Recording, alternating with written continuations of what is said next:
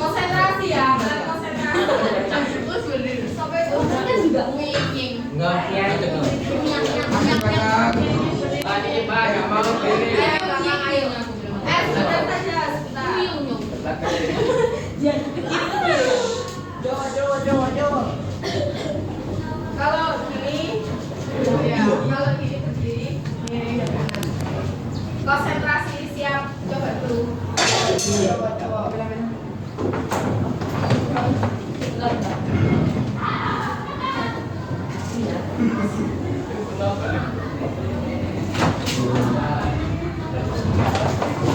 Belum ada tuh. Oke, sudah ya, mulai ya. 1, 2, 3.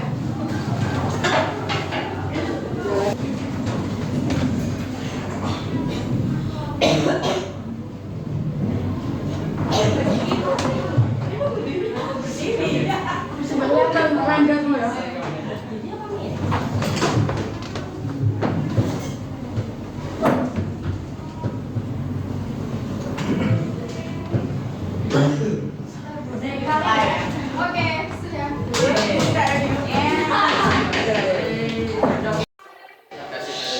Tentang menilai karya fiksi kemarin, Mbak Zarina apa masih ingat? Yang kemarin masih ingat dari apa? Yang paling presentasi dulu, presentasi tentang unsur. Nah,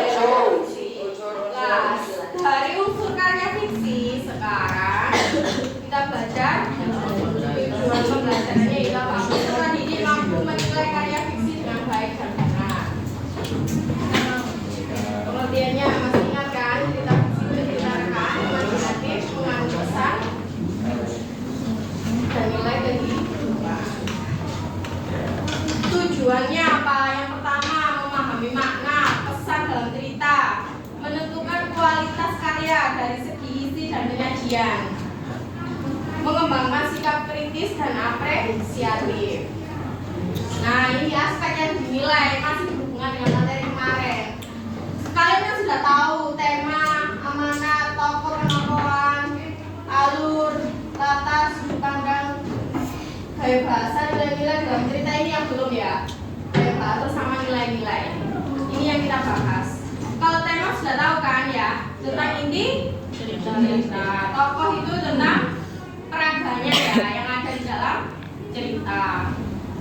Penokohan ya wataknya. Kalau alur, jalan cerita. Latar, tempat, waktu, dan sudut pandang segitiga itu ya. Pertama, kedua, dan ke. Lupa tadi masih ingat sudut pandang. Sudut pandang orang pertama apa sih? Aku, kamu. Aku, kamu, dia. Kamu kita bersama selama.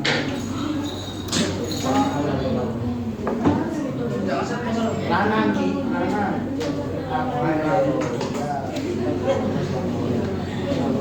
Oh my god. Cinta segitiga, aku, kamu, dan dia. Aku orang yang pertama, kamu yang kedua.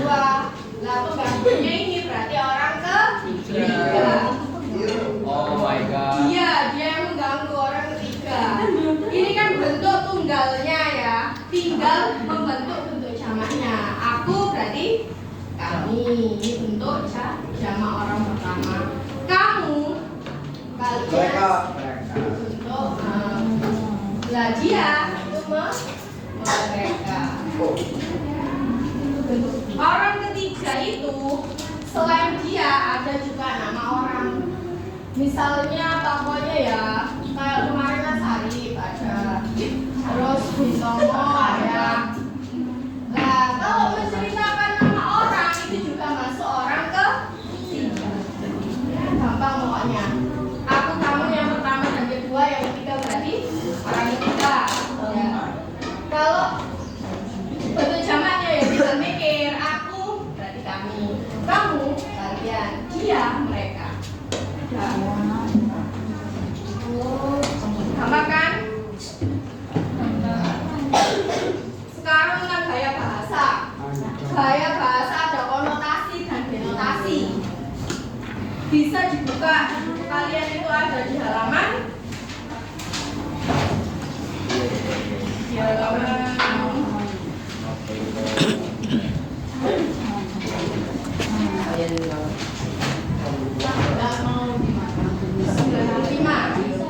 Kalau konotasi itu tidak sebenarnya, contohnya tulang punggung, bukan tulang punggung tubuh ya, tapi apa?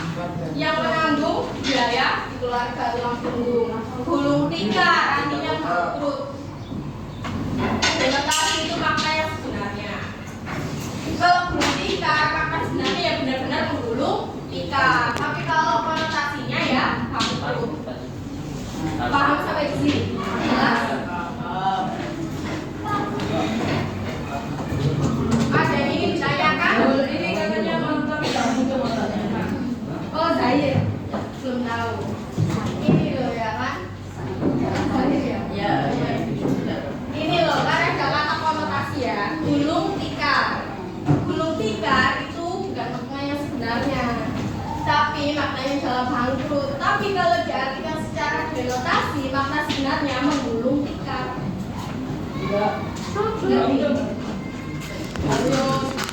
Sudah jelas?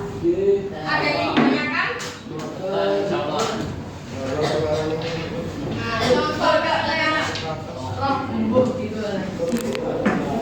contoh penilaian tokoh dan penokohan ya, ada berdasarkan watak, dialog dan tindakan tokoh. Apakah penokoh terasa alami dan kuat? Nah ini kalau contoh penilaiannya itu ada di halaman 96. Itu contoh penilaian ya. Ada.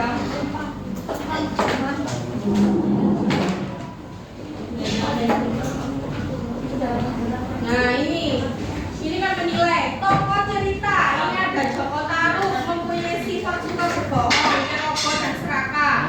Terus Nawang Wulan mempunyai sifat bijaksana, penyayang dan rendah hati. Lah itu penilaian tokoh. Penilaian ini kan maksudnya penggambaran tokoh lah. Terus di bawahnya kalian kasih keterangan, kalian menilai bagaimana pengarang itu atau penulis menggambarkan tokoh, apakah digambarkan dengan baik melalui digambarkan dengan jelas melalui dialog tokoh atau kurang jelas gitu.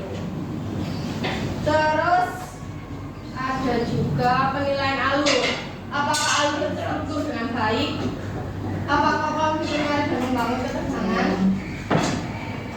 Contoh ini cerita kan hujan bulan Juni menurut alur maju dengan konflik batin yang kuat. Kalau di buku kalian contohnya jalan ceritanya itu disajikan dengan cukup bagus dan jelas. Kemudian kesimpulan, nah kesimpulan ini berisi apresiasi kalian, bukan hanya tidak suka atau tidak suka ya, tapi diberi pendapat bagaimana cerita tersebut. Ceritanya cukup bagus, memuat pesan yang baik, baik untuk nilai-nilai pendidikan, misalnya mengajarkan kita untuk terus belajar, tidak mudah menyerah, seperti itu kesimpulannya. Kesimpulan ini bukan ringkasan dari cerita yang kalian baca, tapi pendapat kalian. Kemudian sudah, nggak usah bohong, misalnya nggak mudah ngomong.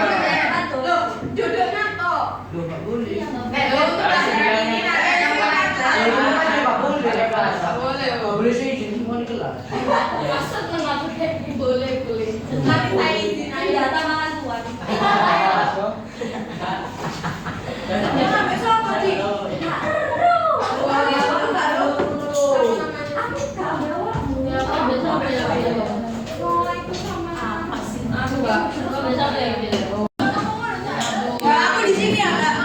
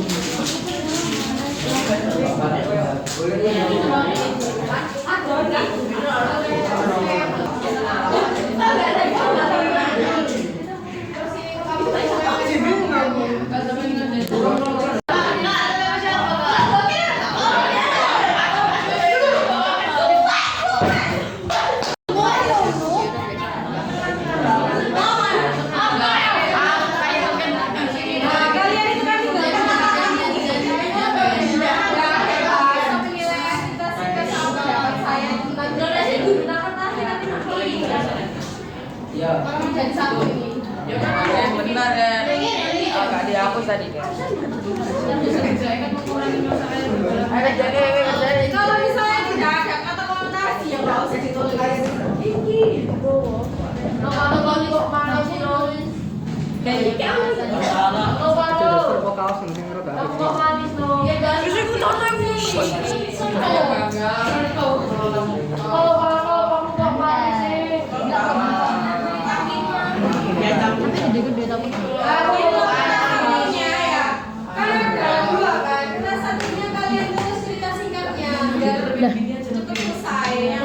cerita singkatnya Terima kasih kan. 5 halaman cerita singkatnya.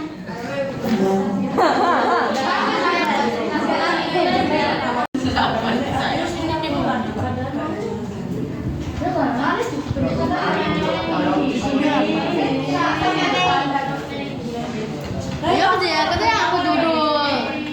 Apa? Aku ribet banget.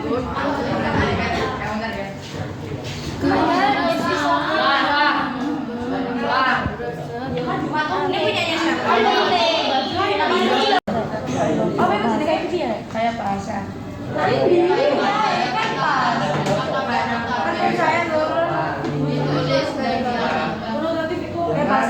Yang lainnya dulu kan loh. Oh iya.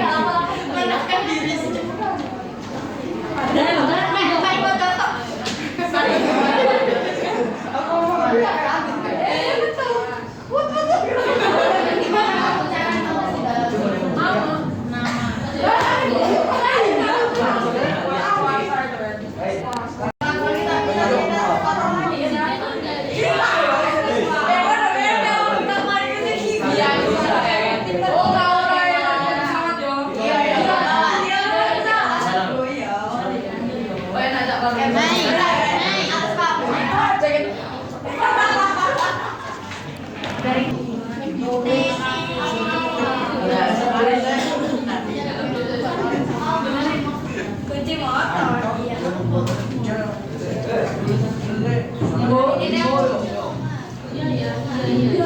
Agak sih. Sekarang kayak mau kesel.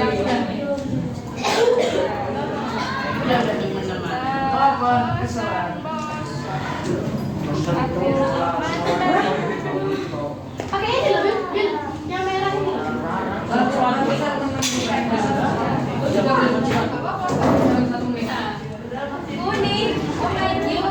dia dulu.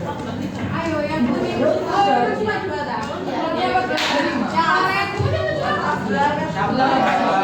Ayo, habis. Go.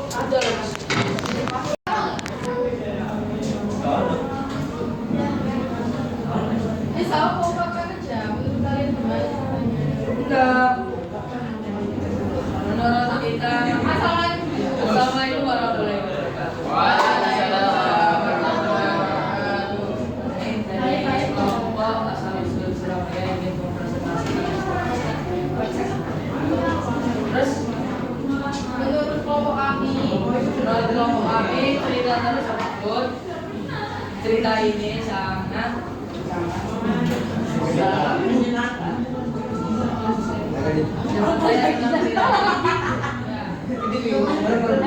Pendapat lain mengatakan bahwa asal-usul Surabaya berasal dari kata surat dan baya. Telah mengandalkan saya mengandung Surabaya sehingga Surabaya artinya selamat mengandung Surabaya. terus menurut kalian menggambarkan cerita itu dengan jelas atau tidak alurnya? Bimbang. Bimbang, pendapat atau gambaran? Ya sampaikan, ya nggak salah kami. Penulis. Penulis tidak benar-benar penulis tidak menggambarkan secara detail mengenai cerita tersebut. Ayo dong, jawab terus.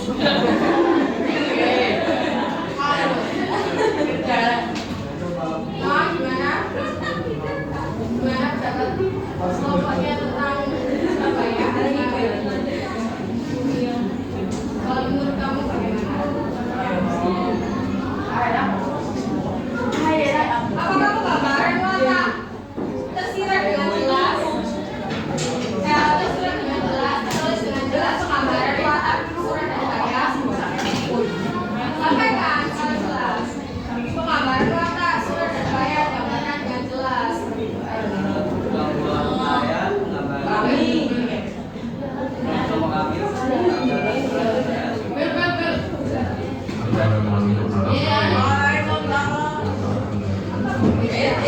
Jadi kelompok lainnya presentasinya begitu Pak.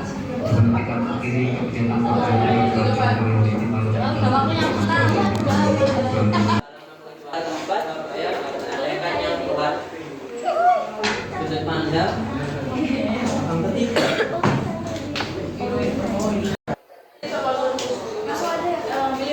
Jalan cerita ya kota Surabaya kisah Jaka Berek kosong Bali menceritakan seorang anak yang penasaran dengan ayahnya lalu melihat kota Surabaya kisah Jaka Berek atau Saung Galing menceritakan seorang anak yang penasaran dengan ayahnya.